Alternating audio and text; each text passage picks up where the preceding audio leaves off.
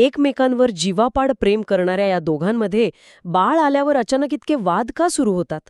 जिथे फक्त प्रेम असायला हवं तिथे चिडचिड का वाढते? आणि सगळ्यात महत्वाचं म्हणजे या प्रचंड बदलणाऱ्या परिस्थितीत आपलं नातं कसं टिकवायचं? अगदी बरोबर. कारण मला वाटतं हा बदल अचानक एका रात्रीत होत नाही. तो रोजच्या साध्या सवयींमधून सुरू होतो, हो ना? हो, खरं तर बदल तिथूनच सुरू होतो. पहिली आणि सगळ्यात मोठी गोष्ट जी बदलते ती म्हणजे झोप. अरे बापरे, हो. बाळ झाल्यानंतर नीट झोप मिळणं ही एक मोठी लक्झरी वाटायला लागते. रात्री वारंवार उठणं, बाळ रडणं, त्याला शांत करणं, यात फक्त शारीरिक थकवा नसतो. हां. इथे आपल्याला एक गोष्ट समजून घ्यायला हवी. जेव्हा आपली झोप पूर्ण होत नाही तेव्हा आपल्या मेंदूमध्ये काही रासायनिक बदल होतात. म्हणजे नक्की काय होतं? म्हणजे आपला जो भावनांवर नियंत्रण ठेवणारा भाग असतो ना, तो अतिसंवेदनशील होतो आणि त्याचवेळी शांतपणे आणि लॉजिकल विचार करणारा भाग कमकुवत होतो. म्हणजेच विचार करण्याची क्षमता कमी होते आणि लगेच रिॲक्ट करण्याची प्रवृत्ती वाढते. अरे वा, म्हणजे जेव्हा आपण चिडचिड करतो तेव्हा तो फक्त आपला स्वभाव नसतो, तर ती आपल्या मेंदूची अवस्था असते. अगदी तसंच. यामुळे आई शारीरिक आणि मनाने पूर्णपणे थकून जाते. तिची ऊर्जा अक्षरशः संपलेली असते. सतत बाळाला जवळ घेतल्याने तिला सेन्सरी ओव्हरलोड होतो. म्हणजे शरीराला सतत कुणाचा तरी स्पर्श होत असल्यामुळे आता मला कोणीही स्पर्श करू नये अशी एक भावना आतून यायला लागते. आणि याच वेळी नवऱ्याच्या मनात एक वेगळी चलबिचल सुरू असते. हो, त्याचंही जग बदललेलं असतं. त्याला कुठेतरी वाटू लागतं की आधी आपण किती गप्पा मारायचो, एकमेकांना वेळ द्यायचो, पण आता ती फक्त बाळामध्येच बिझी असते. तिचं लक्ष आता माझ्याकडे नाहीये, ही भावना घर करू लागते. हो, नक्कीच. आणि मग गप्पांचं स्वरूप कसं बदलतं ते आपण बघतोच. पूर्वी जेवताना दिवसभरात काय झालं यावर गप्पा व्हायच्या. आता संवादाची जागा फक्त व्यवहारी प्रश्नांनी घेतलेली असते. हो, संवाद आता एका चेकलिस्ट सारखा होतो. अगदी. म्हणजे डायपर बदलला का, बाळाला दूध दिलंस का, त्याचं औषध आणलं का. नातं आता रोमॅन्टिक न राहता पूर्णपणे प्रॅक्टिकल झालेलं असतं. दोघेही फक्त ती लिस्ट पूर्ण करण्याच्या मागे धावत असतात. जेव्हा मेंदूवर एवढी कामं आणि जबाबदाऱ्या असतात ना, तेव्हा रोमॅन्टिक विचार करण्यासाठी मेंदूकडे ऊर्जाच उरत नाही. हे ऐकताना मला एक उदाहरण द्यावंसं वाटतं. अनेकदा लोक म्हणतात की हे एखाद्या 24 तास चालणाऱ्या कंपनीसारखं आहे, जिथे बाळ बॉस आहे आणि नवरा बायको कर्मचारी. बरोबर आहे.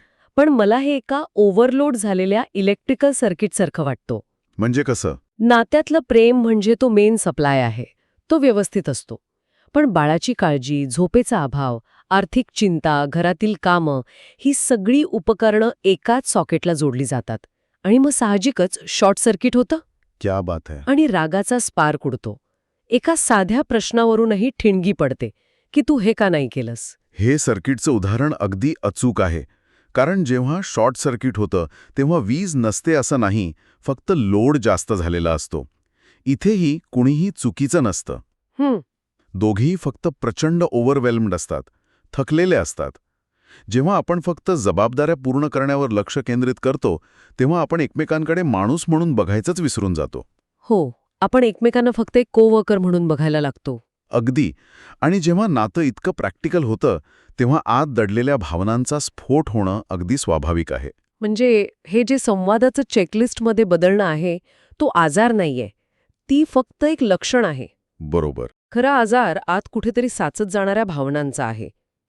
मग जर ही परिस्थिती एवढी बायोलॉजिकल आणि नैसर्गिक आहे, तर हे दडलेल्या भावनांचं ओझं नेमकं कसं तयार होतं? हे ओझं तयार होण्यामागचं सगळ्यात मोठं कारण म्हणजे संवादाचा अभाव. असं नाहीये की नवरा बायको एकमेकांशी अजिबात बोलत नाहीत. ते रोज बोलतात, पण मनापासून बोलणं होत नाही. हो ना. मला आज कसं वाटतंय किंवा मला तुझी गरज आहे हे कोणीच कोणाला सांगत नाही. घरात एक प्रकारची शांतता असते आणि ही शांतता खूप धोकादायक असू शकते. इथे मला एक वाक्य आवर्जून आठवतंय, शांतता म्हणजे सगळं ठीक असणं नाही. हो, शांतता म्हणजे सगळं ठीक असणं नाही, ती शांतता अनेकदा आतल्या घुसमटीची असते. अगदी 100%. या शांततेमध्ये अपेक्षांचे खूप मोठं ओझं दडलेलं असतं. म्हणजे आईला आतून वाटत असतं की नवऱ्याने जास्त मदत करावी. बरोबर. तिने न सांगता त्याने बाळाला घ्यावं, जेणेकरून तिला थोडा आराम मिळेल. आणि दुसरीकडे नवऱ्याला वाटत असतं की तिने त्याला समजून घ्यावं. पण त्याच्यावरही कुटुंबाची, भविष्याची, आर्थिक स्थिरतेची जबाबदारी आहे हे तिने ओळखावं. पण हे दोघंही एकमेकांना हे बोलून दाखवत नाहीत. त्यातच भावनांचा कल्लोळ सुरू असतो. असं वाटतं ना की आपण दोघंही हातात खूप जड ओझं उचलून उभे आहोत, दोघंही एकाच दारात उभे आहोत आणि आपण वाट पाहतोय की समोरच्याने दार उघडावं. अगदी. पण दोघांपैकी कोणाचेच हात मोकळे नाहीयेत. मग चिडचिड होते की तो दार का उघडत नाहीये. पण इथे मला एक गोष्ट खरंच विचारायची आहे. नक्की. आपण थोडा वेगळा विचार करूया. नक्की. आपण ज्या व्यक्तीवर इतकं प्रेम करतो, ज्याला आपण इतक्या वर्षांपासून ओळखतो, त्याने न सांगता आपल्या गरजा समजून घ्यायला नकोत का? प्रेमात हे एकमेकांचं मन ओळखणं अपेक्षित नाहीये का? हा खूप नाजूक पण अतिशय महत्वाचा प्रश्न आहे. आणि खरं सांगू, याच प्रश्नामुळे सर्वात जास्त गैरसमज होतात. कसं काय? अपेक्षा ठेवण्यात काहीच गैर नाही, पण न सांगता त्याने ओळखावा हा विचार या नवीन परिस्थितीमध्ये पूर्णपणे चुकीचा ठरतो. अच्छा. जेव्हा आयुष्य नॉर्मल असतं तेव्हा कदाचित आपण न सांगता गोष्टी ओळखू शकतो. पण आपण मगाशी मेंदूच्या स्थितीबद्दल बोललो, आठवतंय? हो. जेव्हा समोरचा माणूस स्वतःचा एका सर्व्हायव्हल मोडमध्ये असतो, जेव्हा तो स्वतःच थकलेला असतो, तेव्हा दुसऱ्याच्या भावना समजून घेण्यासाठी लागणारी एनर्जी त्याच्याकडे नसते. हे खरंय. समोरचा माणूस तुमचं मन वाचू शकेल ही अपेक्षा ठेवणं आता वास्तवाला धरून नाहीये. इथे कुणीही चुकीचं नसतं. फक्त जेव्हा आपण न बोलता समोरच्याने ओळखावं अशी अपेक्षा ठेवतो तेव्हा दुरावा निर्माण होतो. हे खूपच डोळे उघडणार आहे. म्हणजे आपण स्कोर कीपिंग करायला लागतो. मी रात्री 2दा उठले, तू एकदाही नाही. हो. मी दिवसभर ऑफिसमध्ये काम केलं, तू फक्त घरी होतीस. कोण किती काम करतंय याचा हिशोब मेंदूत सुरू होतो. हो, आणि नात्यात 50-50 असा कोणताही नियम नसतो. कधीतरी एक जण 80% काम करतो तर दुसरा 20%. अगदी बरोबर. पण जेव्हा आपण हिशोब ठेवायला लागतो तेव्हा आपण एक टीम राहत नाही, आपण एकमेकांचे विरोधक बनतो. हे ओझं आणि हे गैरसमज आता आपल्याला अगदी स्पष्ट समजले आहेत. चिडचिड का होते यामागचं कारण आपण पाहिलं. पण मग या चक्रातून बाहेर कसं पडायचं? हे जे एकमेकांसोबत पुन्हा जोडलं जाणं आहे ते कसं शक्य आहे? कारण हे सांगायला सोपं वाटत असलं तरी प्रत्यक्षात खूप कठीण आहे. हो, कठीण नक्कीच आहे, पण काही साध्या आणि प्रॅक्टिकल मार्गांनी हे शक्य आहे. म्हणजे काय करता येईल? सगळ्यात पहिला आणि प्रभावी मार्ग म्हणजे शांतपणे बोला.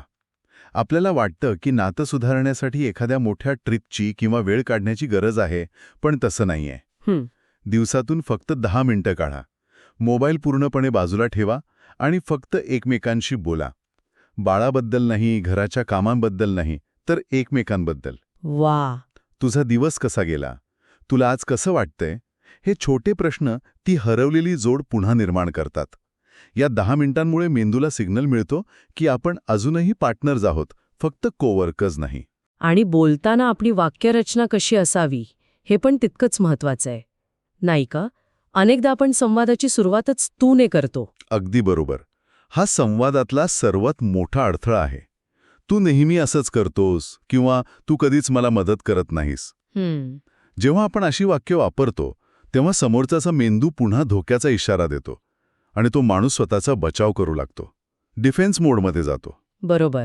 त्याऐवजी जर आपण मला असं वाटतं ही वाक्यरचना वापरली, जसं की मला आज खूप एकटं वाटतंय किंवा मी खूप थकून गेले आणि मला मदतीची गरज आहे, तर समोरचा माणूस स्वतःचा बचाव करण्याऐवजी तुम्हाला समजून घेण्याचा प्रयत्न करतो. दोष न देता आपल्या भावना शेअर करणं ही एक कला आहे. हे खरंच खूप प्रभावी आहे. दोष देण्याऐवजी मदतीची हाक मारणं. आणि या सगळ्यात आपण कौतुकाचा भाग कसा विसरू शकतो? एक छोटासा थँक्यू. हो, एक साधा थँक्यू चमत्कार करू शकतो. तू खूप छान मॅनेज करतेस हे वाक्य एका आईचा दिवसभराचा सगळा थकवा विसरायला लावतं. अगदी खरंय. किंवा तू खूप प्रयत्न करतोयस, मला तुझी मदत होतीये हे ऐकल्याने नवऱ्यालाही एक वेगळं बळ मिळतं. आपले प्रयत्न कुणीतरी बघतंय आणि त्याची किंमत जाणतंय ही भावनाच आनंद देते. हे सगळं ऐकल्यावर मला वाटतं की नातं मोठ्या गोष्टीने तुटत नाही, तर छोट्या छोट्या गोष्टीने दूर होतं. हां, अगदी. पण इथे मला थोडं प्रॅक्टिकली विचारायचंय. विचार ना. कल्पना करा, रात्रीचे 3 वाजलेत. बाळ रडतंय, डोळे जळजळतायत, डोकं भणभणतंय. अशा वेळी तो राग गिळून थँक्यू म्हणणं किंवा शांत राहणं खरंच शक्य असतं का? हे ऐकायला छान वाटतं, पण वास्तवात हे खूप अवघड आहे. हा खूपच खरा आणि जिवंत प्रश्न आहे. रात्री 3 वाजता कुणीही शांत राहू शकत नाही. पण इथे एक लॉजिक आपण लक्षात ठेवायला हवं. कोणतं? भांडण करण्यात आपली जेवढी ऊर्जा खर्च होते ना, त्यापेक्षा खूप कमी ऊर्जा एकमेकांना समजून घेण्यात जाते. जेव्हा आपण चिडतो तेव्हा शरीरात स्ट्रेस वाढतो, ज्यामुळे पुढचे 2 तास तुम्हाला झोपच लागत नाही. तो राग आपल्याला अजूनच थकवतो. खरंय. त्यापेक्षा एक दीर्घ श्वास घेऊन, हे बघ, आपण दोघेही थकलोय, आपण यावर सकाळी बोलूया, असं म्हणणं परिस्थिती शांत करू शकतं. आणि सगळ्यात महत्त्वाचं म्हणजे संयम. हे लक्षात ठेवणं की हा फक्त एक टप्पा आहे, एक फेज आहे. ही परिस्थिती कायमची नाहीये. बाळ जसं जसं मोठं होईल तसतसं सगळं पुन्हा रुळावर येईल. आपण आज खरोखरच एका खूप महत्वाच्या आणि नाजूक विषयाच्या तळाशी गेलो.